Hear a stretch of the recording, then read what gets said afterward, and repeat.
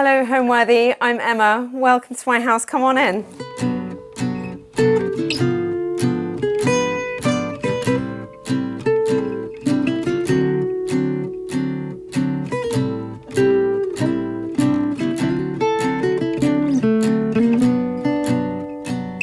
You're watching Homeworthy, where we believe every home has a story. Hello, I'm Emma Sherlock and I'm an interior designer.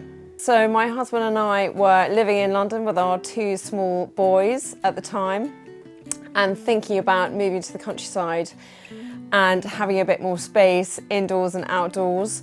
And so we found this house, which is in the Bourne Valley in Hampshire, which is lovely. It's also not a million miles from where I grew up, so I sort of knew it a little bit. It's got a lot of character. It's slowly developed over time. And that, I think, is something that I definitely am always trying to achieve for my clients, is a home that looks layered, personal to them, full of character, soulful, nothing like a showroom. I want it to feel timeless. I want it to be really comfortable, and I really want for them to love living in their homes.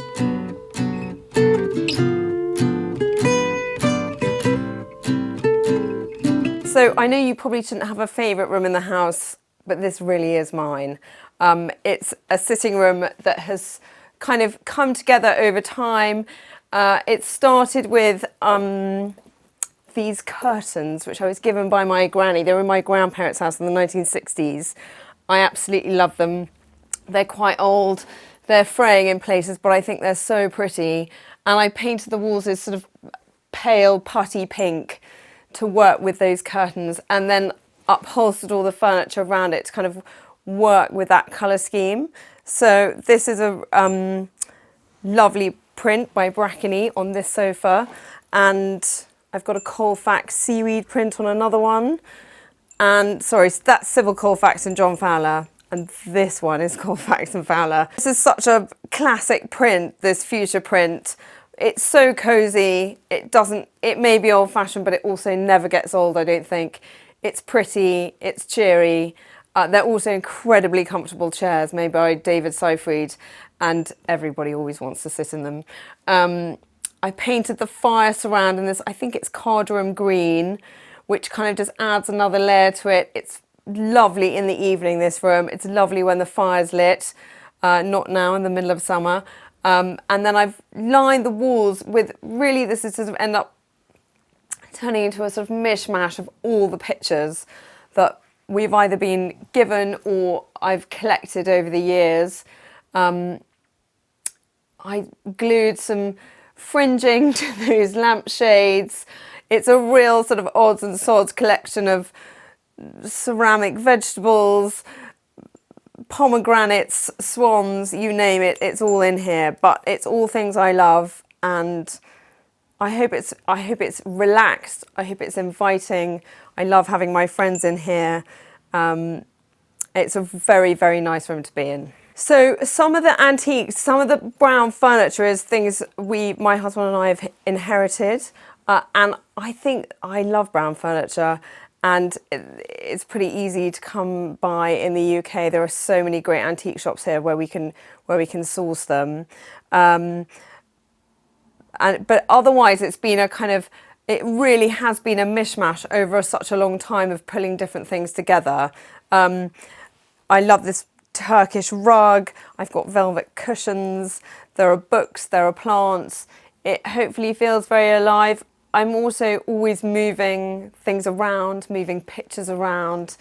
I feel like it really helps sort of bring a house to life, you know, that they're kind of at their best when you're always fiddling around and doing something to them. We squish a lot of people in here for parties and dinners and big lunches.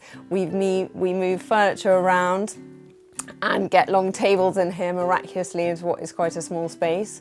But I'm a big believer in having a party and having fun in a house. They're not museums, you've got to live in them.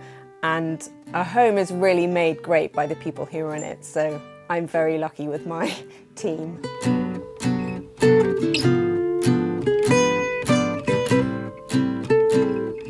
This is our other sitting room where mostly we watch telly. It's very, very important to relax and watch telly. And when we bought the house, this room had no windows, and it was kind of like this big TARDIS empty space. It had no soul, it had no character. It was big, but it was depressing. So I designed this paneling, which I had installed, and these bookcases. And the idea being that when our children were younger, that all their toys could be put away at night and we didn't have to look at them, and the kind of house could remain slightly civilized. So I've got lots of room for books, lots of room for toys, comfortable sofas, lovely elephant print, which is an old friend, and the telly's around here. This room is definitely a bit calmer. It's a bit less busy. I didn't want to kind of overly decorate the paneling, and it's got sort of just one big picture and then busy bookshelves and then slightly calmer walls. I do have some lovely lampshades in here, which I've bought from Nushka in London, which is my favourite place to buy lampshades. But I'm also quite a big fan, especially in a family house, is squeezing in as much storage as possible. So I've just bought that chest of drawers, which may look like a slightly strange place to have another chest of drawers, but it's actually perfect for putting on another lamp and fitting in so I can fit in a bit more things. The sofa fabric is a sort of chestnut coloured weave from Sewn, and this little red chair I bought from Vaughan, and all my children fight over it. It's their favourite spot to sit in. That's my grandfather, Freddie. Beautifully framed by Philip Elliotson. Love that picture. Very happy to see him there. So the rug in this room I bought on holiday in Morocco. Love shopping on holiday. Mostly because you can try and find some things that maybe you might not find in the UK. This little side table I bought from IKEA about 10 years ago. It cost £12 and has been painted various different colours over the years and is phenomenally useful. The curtain fabric is GP&J Baker, which I think is called Portobello. It's a real favourite. It's got this lovely paisley print, but it's got lovely sludgy greens and reds and blues in it, but it's just quite easy to live with. It's quite a big window, and so there's quite a lot of curtain, and I'm very, very pleased with that. My parents had a lovely home that I grew up in and placed a lot of importance on really making your house the best that it could possibly be and making a big effort with it. And I'd always had a love for it. I'd had a long career at Vogue before I started my business, but prior to that I'd done fine art at school, and I'd done a year of architecture and ended up getting a degree in history of art and architecture. So I'd had a kind of lot of things that had kind of accumulated over the years in my mind about trying to get into interior design. And when I left Vogue, I was asked by a couple of friends to help them with their houses. And that was really how it started. And that was about 10 years ago.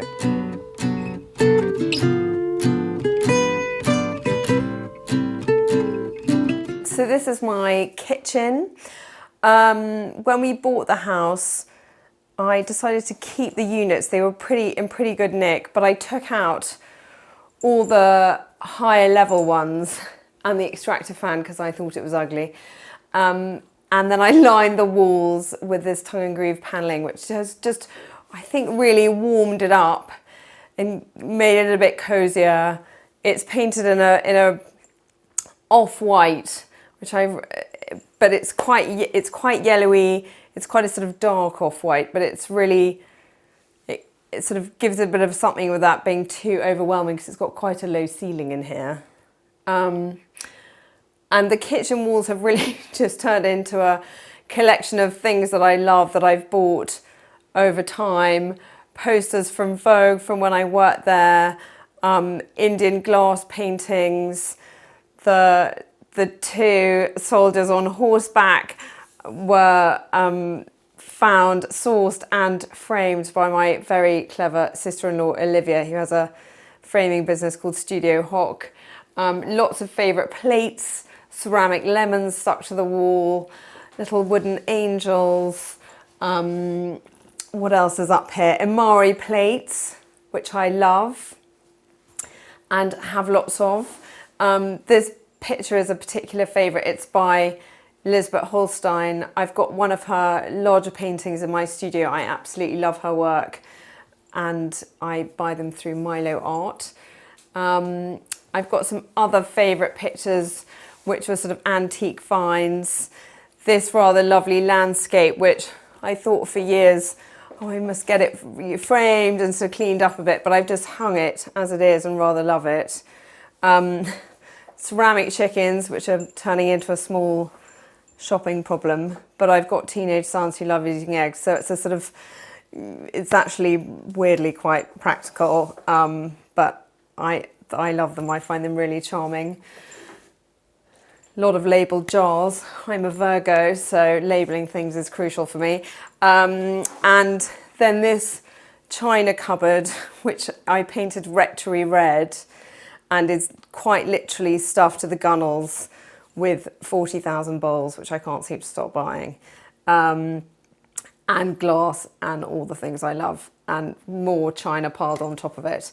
I love laying the table and making a real sort of effort about hopefully the enjoyment of supper or lunch for my family or for my friends, hopefully both.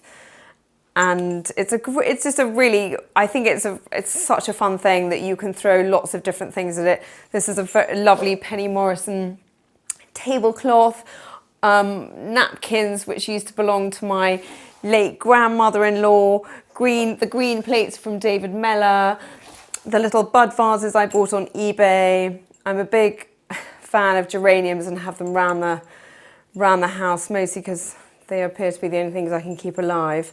And what else is in here? There are some sort of more pomegranates, there are some cockerels, there are some crystals, and hopefully it's a cosy, warm space. Hopefully I will have cooked something delicious to feed everybody and a good time will be had by one and all.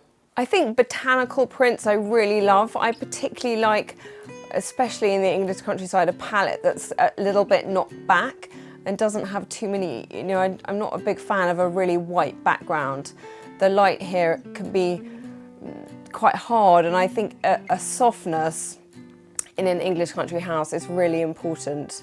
So, but I also am a big believer in the mix and actually throwing things together that are a little bit unexpected or wouldn't. So what I really love is mixing lots of patterns together and thinking about the scale of them and the colours in them and a different sort of pattern repeat and different textures, because I think that really adds a depth, especially in a kind of English country house.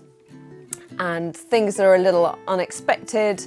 I mean, I've got this lovely Colfax print with some icats, with this print from Sewn. I like throwing things together that I think it helps really relax a room.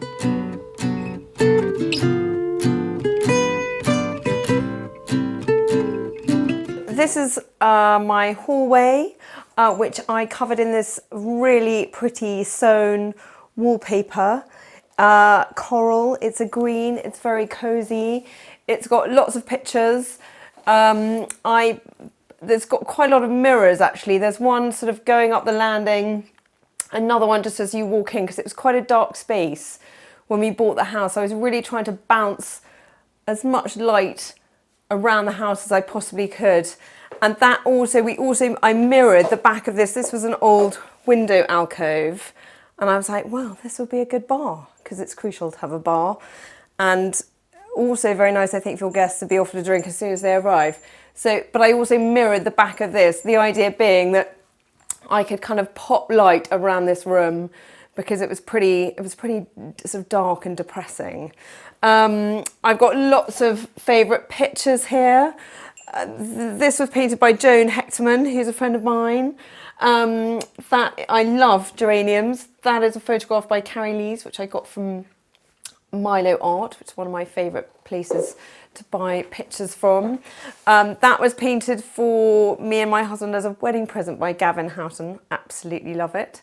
The chair is covered in a print by G.P.&J Baker. It's really cheery. I think it's quite fun to have something really upbeat to look at the minute you walk in, and it's quite handy for people to throw their coats on as well. I love these Indian leather lampshades, which I don't know whether you can see, but they've got tiny holes in so the light comes through them. And this is a favourite picture because it sort of feels like you're on summer holiday and maybe you're in the south of France. There's loads of movement in it, and it's been a real favourite of mine. So this is the downstairs loo, which I painted this very cheery yellow colour, and then I've lined the walls with pictures from a book which I've stuck in a million frames, really just to kind of give a little impact in what is quite a small space. The blind is an ikat fabric. I love going to Istanbul, and so I've bought quite a lot of ikat fabrics over the years and had them made into cushions and blinds.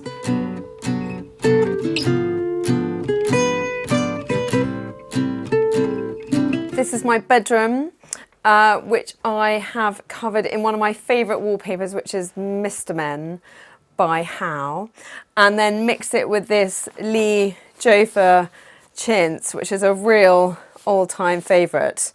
I love these curtains. I was a little bit worried that my husband might be overwhelmed by the kind of floralness of them. So I then covered our headboard in this quite wide red stripe fabric from Cine. I think it's called Arthur stripe. So I've got some antique wall lights, some very pretty painted lampshades, really sweet chairs which I've bought from Gavin Houghton. I've bought a few of them and covered them in different ways. Again, more ikat cushions and lots of books. And hopefully it's, this house is a cottage, so I've really tried to decorate it in a cosy way. It's not grand, it's not hugely smart, but it's hopefully really comfortable, and the decoration is right for the scale of the house. I really think that you've got to work with the architecture of your house and also think about the needs that you have as the owner of that house, and it's a marriage of those two things. And it's really easy, I think, to look at lots of beautiful images of houses in magazines or on social media, and it's a great source of inspiration, but actually you have to really try and park those to one side, I think, and think about the shape of your room, what's going to work well in it, what's going to reflect your personality, and really try and staying true to yourself, I think, is really important.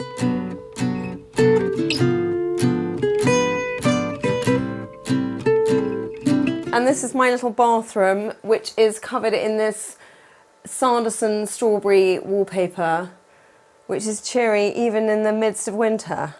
And it's carpeted, which is, I know, controversial, but I love it. And I'm also a very big fan of having a rug wherever I can have one. So it's quite a small space. I've mirrored the back of the bath, again, just to try and pop some light and make it feel a bit more spacious. But it's very cosy and works very well.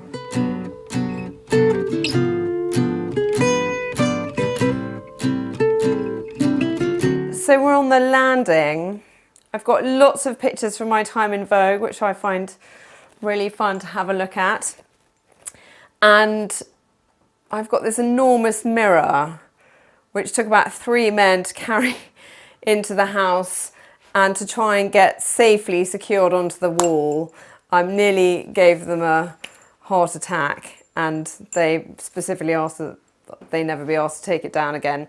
But it's really helpful in terms of just increasing the feeling of space in the house and bouncing light around. It's a real privilege to help try and make lovely homes for clients, because it's our place of sanctuary, it's our place of relaxation, it's safety, it's happiness, it's all the good things in life happen at home, I think. Thanks for watching. Be sure to go to homeworthy.com for exclusive content, shopping guides, and so much more.